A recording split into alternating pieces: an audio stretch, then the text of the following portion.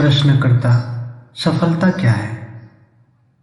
जवाबकर्ता, बहुत सारे लोगों का प्रश्न है, सभी ध्यान से सुनेंगे। जब आप लोग लक्ष्य बनाते हैं और उसको आप पा लेते हैं तो आप कहते हैं मैं सफल हो गया हूँ।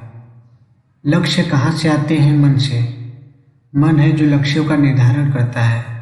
जो हमारा यह मन है यह पूर्णतः बाहरी प्रभाव से बनता है। इसका अपना कुछ होता ही नहीं है।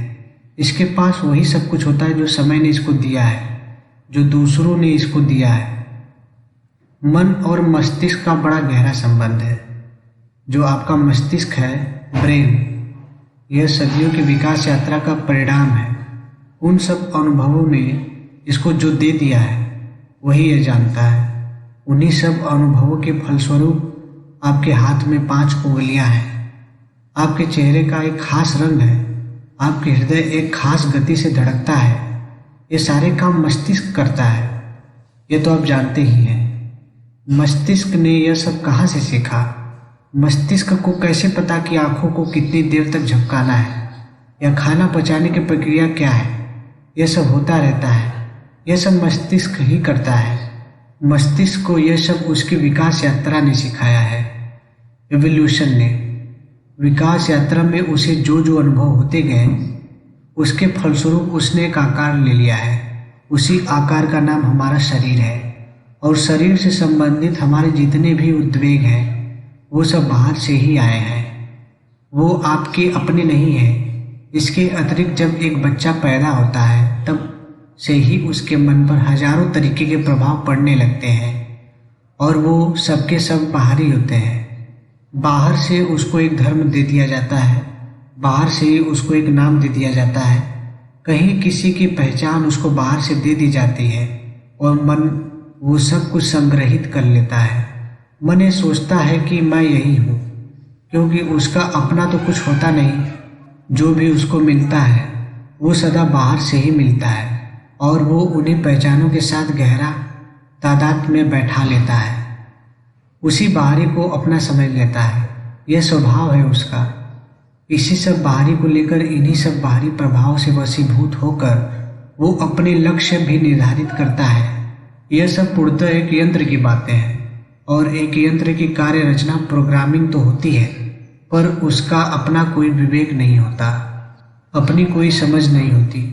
यंत्र बस वही जानता है जो उसको मिला है। उस कार्य रचना प्रोग्रामिंग के द्वारा कार्य रचना प्रोग्रामिंग कर दी गई है तो वो यंत्र वही सब करता जाएगा, पर वो समझ कुछ भी नहीं सकता कि वो क्या कर रहा है। यह पंखा है आपके सामने। यह बहुत कुशल यंत्र है। बटन दबाया नहीं कि यह शुरू हो गया, पर इस पंखे को कुछ नहीं पता कि यह क्यों चल रहा है और किस प्रकार चल रहा है। न इसे बिजली की कोई जानकारी है, न जड़त्व इनर्शिया की कोई जागरूकता है, कुछ नहीं जानता है।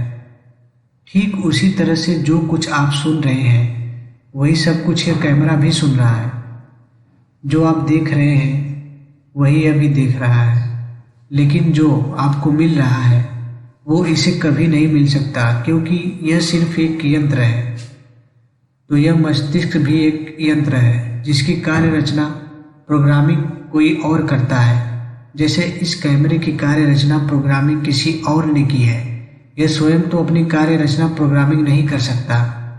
उसी तरह मस्तिष्क की कार्य रचना प्रोग्रामिंग भी सदा बाहरी तत्व ही करते रहते हैं। समाज, शिक्षा, पुस्तकें, विचारधाराएं, लगातार इस मस्तिष्क की कार्य रचना प्रोग्रामिंग होती रहती है।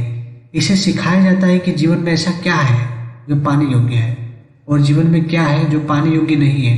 इसके सभी लक्ष्य बाहर से आ रहे हैं, लेकिन इसे भ्रम यह रहता है कि लक्ष्य मेरे हैं। बाहरी लक्ष्यों को लेकर ही यह उछलता रहता है। जब यह लक्ष्य ही बाहरी है, लक्ष्य ही किसी और के हैं, किसी और ने आपको दिए हैं, तो निश्चित रूप से सफलता भी आपकी नहीं हो सकती, क्योंकि हमने शुरू में ही कहा था कि सफलता हमारे शब्दकोश डिक्शनरी में लक्ष्य को पाने का नाम है। हम तो सफलता यही जानते हैं, ऐसे ही परिभाषित करते हैं कि मैंने एक लक्ष्य बनाया और वो मुझे मिल गया तो मैं कहूँगा कि मैं सफल हो गया। तो बड़ी दिक्कत हो गई। अगर वो लक्ष्य ही मेरा नहीं है अगर इस यंत्र में लक्ष्य किसी बाहरी तत्व ने आरोपित किया है तो बड़ी दिक्कत है, क्योंकि वो अब सफलता भी मेरी सफलता नहीं है। सच तो यह है कि वो असफलता हो गई। उस सफलता को पा भी लिया, उस लक्ष्य को भेद भी लिया, तो मुझे क्या मिला? जैसे इस कैमरे ने सब कुछ रिकॉर्ड कर भी लिया तो इसे क्या मिला? मैं इसका मालिक हूँ, मुझे मिल गया। मेरी जो इच्छा थी वो इसने पूरी कर दी। इस कैमरे को क्या मिल गया? पर यह कैमरा यदि मनुष्य होता तो यह कहता मैंने रिकॉर्ड किया है और मैंने अपना लक्ष्य पा लिया है। यह समझ भी नहीं पाता कि इसने कुछ नहीं पाया, जो पाया इसके मालिक ने पाया। इसको बनाने वाले बाहर बैठे हैं जो तय कर रहे हैं कि इसका क्या डिजाइन होगा और यह जीवन में क्या काम करेगा। यह कभी कुछ नहीं पाता। हमें यह देखने की जरूरत है ध्यान से कि कहीं हमारा जीवन भी तो ऐसा ही नहीं है जिसमें हमारे लक्ष्य भी बाहरी तत्व से ही भरे जा रहे हैं। ये आजकल का क्या प्रचलन है? किसी ने कुछ कह दिया, उससे हमारा लक्ष्य बन गया। यह हमारे जो अपने अतीत के अनुभव हैं वो भी बाहरी ही है, उनसे हमारा लक्ष्य बन जाता है। परिवार ने कुछ बता दिया या हमने किसी किताब में कुछ पढ़ लिया या अखबार में कुछ छपा हो, उसे देखकर बन गया लक्ष्य। उसे समझा नहीं, बस एक बाहरी प्रभाव है। वो लक्ष्य अगर मिल भी गया तो ऐसी सफलता तो बड़ी ही क्षुद्र सफलता हुई। मैं उसे सफलता कहना ही नहीं चाहूँगा। जैसा मैंने पहले कहा था कि वो असफलता ज़्यादा है और सफलता कम है। देखिए, हम सब जानते हैं कि मन हमारा अक्सर दुविधा में रहता है, यह करे कि वो करे। इस सवाल से जूझता रहता है कि करे या नहीं करे। इसे उलझन, कन्फ्यूजन भी कहते हैं। एक उलझे हुए कन्फ्यूज्ड मन से कैसे लक्ष्य निकलेंगे? उलझे हुए, कन्फ्यूज्ड। जब लक्ष्य मन से निकल रहे हैं और मन चारों दिशाओं में दौड़ता रहता है तो फिर आपके लक्ष्य भी चारों दिशाओं में घूमते रहते हैं। आपने ऐसा अक्सर देखा होगा।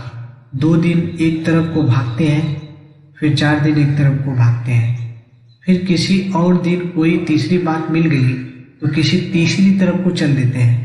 और जिधर को भी चलते हैं उस चलने में भी कोई ऊर्जा नहीं होती, कोई श्रद्धा नहीं होती। मन में हमेशा ही संदेह बना रहता है कि क्या मैं ठीक कर रहा हूँ या नहीं। उसकी वजह यही है कि आप जिधर को भी चल रहे हैं किसी बाहरी प्रभाव के कारण चल रहे हैं। वो लक्ष्य आपकी अपनी समझ से नहीं आ रहा है, इसलिए मन में एक दुविधा, एक संदेह, एक संशय बना रहता है। ऐसा ही है, मन कभी पूर्णतः एक दिशा को नहीं जा पाता। आपकी पूरी ऊर्जा कभी एक दिशा में नहीं बहती। पढ़ने भी बैठते हैं तो विचार किसी और के आ रहे हैं, खेल रहे हैं तो भी कुछ और चल रहा होता है मन में। कभी भी कुछ भी आपको पूरी तरह से डुबा नहीं पाता। एक आश्वस्ति नहीं आ पाती जीवन में कि यही है और ठीक है। उस आश्वस्ति का गहरा अभाव रहता है। उसकी वजह और कुछ नहीं है, बस यही है कि हमारे सारे लक्ष्य ही नकली हैं, झूठे हैं, किसी और के दिए हुए हैं, आपकी अपनी समझ से नहीं निकले हैं। मैं नहीं जानता जीवन क्या है, मैं नहीं जानता कि करने योग्य क्या है, तो मैंने उधार ले लिए हैं कुछ लक्ष्य और मैं उन्हीं के पीछे पीछे चला जा रहा हूँ। ऐसे चलने में तो बस लड़खड़ाहट ही रहेगी, शान नहीं रहेगी, आश्वस्ति नहीं रहेगी, एक संदेह बना रहेगा। आप सहम सहम कर चलेंगे, रुक रुक कर चलेंगे, एक कदम चलेंगे फिर आसपास देखेंगे कि ठीक चल रहा हूँ या नहीं। ऐसा ही हुआ है। अब इसमें सफलता कैसी? अच्छा हुआ कि आज प्रश्न सफलता पर आया। कैसी सफलता? हम किसी के गुलाम हो और वो हमें कहीं भेजे और कहे कि जाकर यह ले आओ, और वो ले आओ, तो पहली बात हमारी चाल में एक उदासी रहेगी, ठीक? क्योंकि गुलाम कुछ भी कर ले मन उसका खिन्न ही रहता है, उदास ही रहता है। दूसरी बात, हमें जो करने भेजा है अगर हम वो कर भी दें तो भी क्या हमें यह प्रतीत होगा कि जीवन सफल हो गया? किसी भी तरह की कोई सफलता मिली क्या? क्योंकि जो किया वो कभी मेरी इच्छा थी ही नहीं और जीवन मेरा ऐसे ही बीतता है।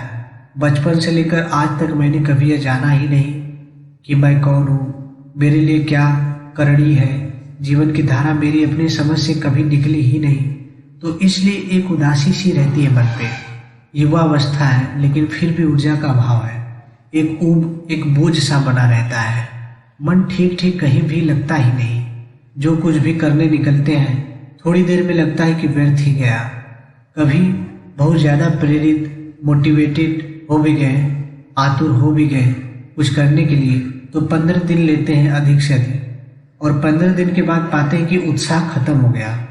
कुछ भी ऐसा नहीं है जो अंत तक पहुंचता हो। इस सब का कारण बस एक ही है, ध्यान का अभाव। ध्यान समझते हैं? ध्यान का अर्थ होता है ठीक से देख लेना, बिना डरे, बिना प्रभावित हुए पूरे तरीके से बात को समझना।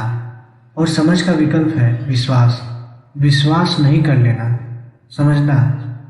किसी से मान्यताएं उधार नहीं लेना कि देखो जीवन में तो यही करने योग्य है, इस प्रकार की पढ़ाई तुम्हें करनी चाहिए, इस प्रकार की नौकरी तुम्हें करनी चाहिए। इन बातों को किसी से उधार नहीं मांग लेना। थोड़ा ध्यान से देखना और समझना। जब तुम्हारा कोई भी तथ्य तुम्हारे अपने ध्यान से निकलता है, तुम्हारी अपनी समझ से निकलता है, तो उसके पीछे एक जोर होता है, एक ऊर्जा होती है, गति होती है।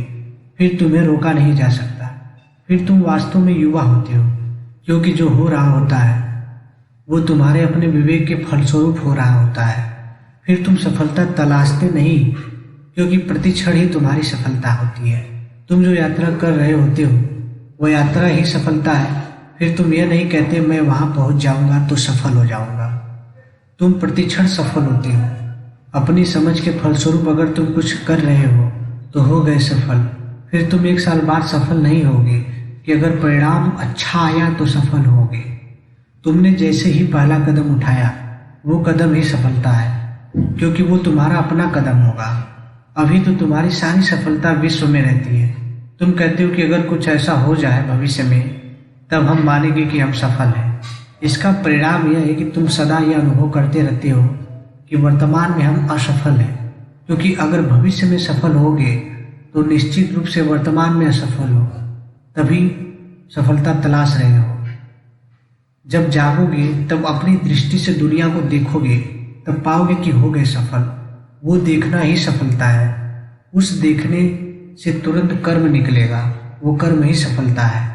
उसका परिणाम, उसका फल सफलता नहीं होगा, वो कर्म ही सफलता होगा।